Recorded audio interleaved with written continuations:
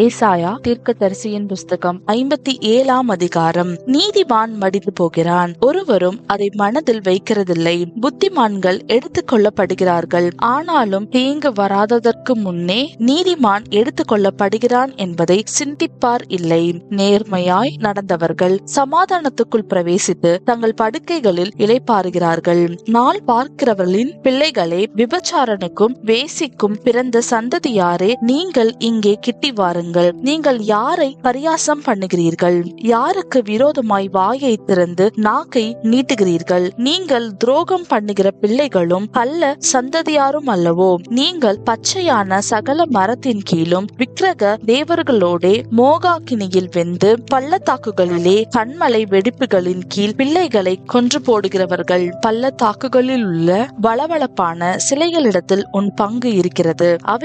அவைகளே உன் வீதம். அவைகளுக்கு நீ பான பலியை வார்த்து போஜன பலியையும் செலுத்துகிறாய். இவைகளின் மேல் பிரியப்படுவேனோ? நீ உயரமும் உன்னதமுமான மலைகளின் மேல் உன் மஞ்சத்தை வைக்கிறாய், அங்கேயும் பலியிடும்படி ஏறுகிறாய். கதவுகளுக்கும் நிலைகளுக்கும் பின்னாக உன் ஞாபக குறியை வைக்கிறாய். நீ என்னை விட்டு போய் மற்றவர்களுக்கு உன்னை வெளிப்படுத்தினாய். ஏறி போய் உன் மஞ்சத்தை அகலமாக்கி அவர்களோட உடன்படிக்கை பண்ணினாய். அவர்களுடைய மஞ்சத்தை காண்கிற எல்லா இடத்திலும் அதை நேசிக்கிறாய். நீ தைலத்தை பூசிக்கொண்டு ராஜாவினிடத்தில் போகிறாய். உன் பரிமளங்களை மிகுதியாக்கி உன் ஸ்தானாதிபதிகளை தூரத்துக்கு அனுப்பி உன்னை பாதாளம் மட்டும் தாழ்த்துகிறாய். வலி தூரமானதால் உழன்று போகிறாய், அது விருதாவென்று நீ சொல்லுகிறதில்லை. உன் கைபலத்தை கண்டுபிடித்தாய், ஆகையால் நீ ஆயாசப்படவில்லை. நீ யாருக்கு அஞ்சி பயப்படுகிறாய்? நீ பொய் சொல்லுகிறாயே. நீ என்னை நினையாமலும் உன் மனதிலே வைக்காமலும் போகிறாய். நான் வெகு காலம் மௌனமாய் இருந்தேன் அல்லவா?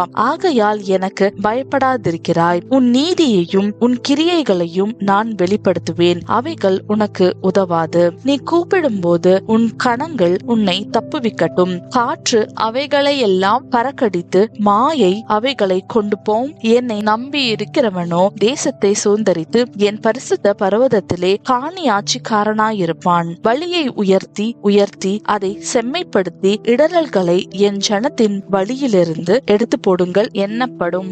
நித்தியவாசியும் பரிசுத்தர் என்கிற நாமமுள்ளவருமாகிய மகத்துவமும் உன்னதவுமானவர் சொல்லுகிறார். உன்னதத்திலும் பரிசுத்த ஸ்தலத்திலும் வாசம் பண்ணுகிற நான் பணிந்தவர்களின் ஆவியை உயிர்ப்பிக்கிறதற்கும் நொறுங்கினவர்களின் இருதயத்தை உயிர்ப்பிக்கிறதற்கும் நொறுங்குண்டு பணிந்து ஆவியுள்ளவர்களிடத்திலும் வாசம் பண்ணுகிறேன். நான் எப்போதும் வழக்காட மாட்டேன், நான் என்றைக்கும் கோபமாயிருப்பதும் இல்லை. ஏனென்றால் ஆவியும் நான் உண்டு பண்ணின ஆத்துமாக்களும் என் முகத்துக்கு முன்பாக சோர்ந்து போகுமே.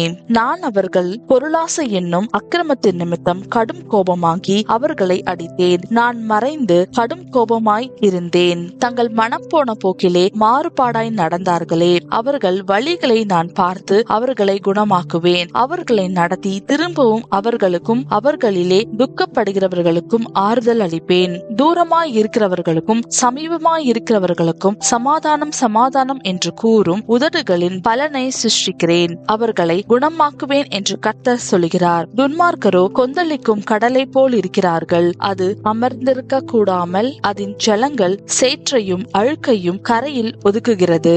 துன்மார்க்கருக்கு சமாதானம் இல்லை என்று என் தேவன் சொல்கிறார் என்பதே. ஆமேன்.